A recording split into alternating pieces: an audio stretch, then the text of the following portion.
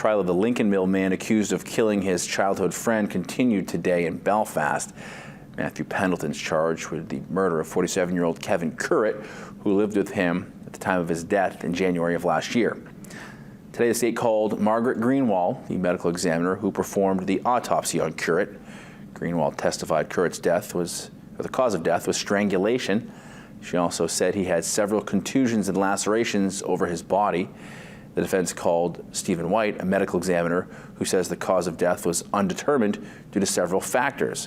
One was the presence of gastric hemorrhages on Currett's stomach. White says Currett did not have a shirt on, and it was cold outside. He believes hypothermia played a part in his death. White also says he examined Currett's records and noticed Currett was not on his seizure medication. He says Currett may have had seizures and fell on an object that caused a mark on his neck. That trial continues